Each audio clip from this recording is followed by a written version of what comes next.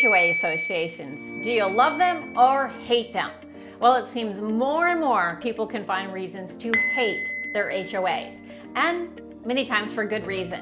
Today, I'm going to dive into the world of HOAs, the nightmares that can ensue, but also why we see so many HOAs and what you need to know before moving forward and buying a home that includes an HOA. It is shocking to me how many horror stories I've discovered when just doing a bit of research for this video. For instance, there's countless Reddit feeds that go on and on about stories from hell on HOA. There's YouTube channels dedicated to people telling stories about horrible HOAs. Actually, John Oliver on Last Week Tonight did a whole piece on HOAs and what homeowners face.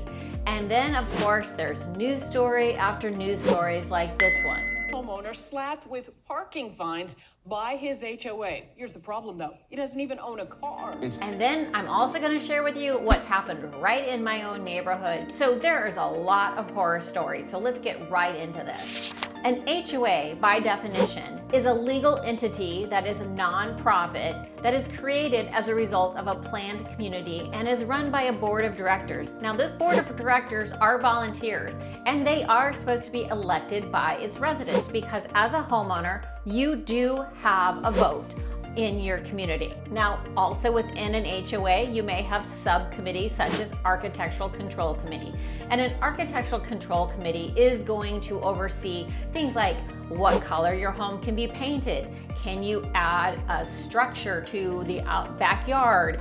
Can you have different plantings and yard art in the front of your home? All of these things are under architectural control. And there's so many of us, actually 29% of us, homeowners here in the United States that all live within a homeowners association community. And a staggering 82% of all brand new homes being built in the US currently are going to include an HOA. And some local municipalities will love this because the HOAs will maintain roadways, streetlights, and so many other things. So let's dive a little deeper into HOA. For instance, these 3 board members or 4 board members, as I said, are volunteers. And although they're there to enforce the rules, they also are not going to oversee the day-to-day operations. They're not going to handle all the paperwork, collect the monies, all of those things. And so there's a management company, and a management company is hired for profit, and they're here to supposedly help us make life easier and make sure everything is running smoothly.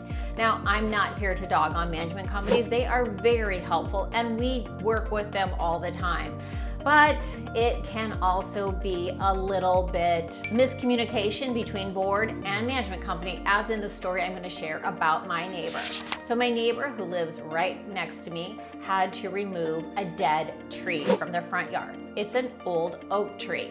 There is paperwork that has to be filled out and has to be given to the management company. So my dear neighbor, who I'm going to call Bob, had to remove this dead tree for obvious reasons. He filled out all of the paperwork needed. He hand delivered the paperwork to the management company, and he went on his business to remove the tree. Now, one thing to note, our bylaws state that we are supposed to have an oak tree in our front yard. So Bob had scheduled to remove the tree and get a new tree planted. Well, guess what happened?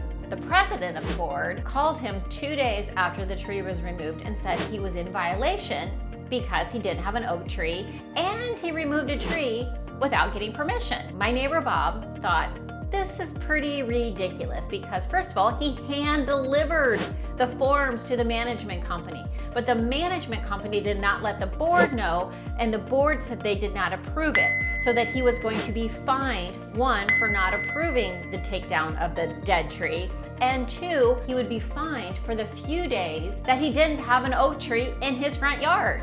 So Bob is refusing to pay the fee. So he's going to fight this.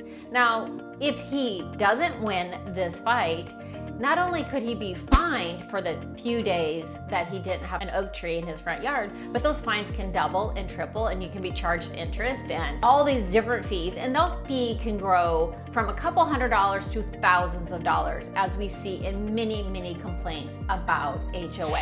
I have a friend who is also fighting with their HOA because her HOA is supposed to include all of the roofing on the property. Well, of course, if you have a storm and your roofing is damaged and your HOA is supposed to cover it, and lo and behold, they don't have the money to do that, what are you to do? So she's had to hire an attorney to help fight to get the money to fix her roof. So you can see, even right here locally, there's a lot of things that can go wrong with communities full of HOAs. So why do so many of us live in an HOA community?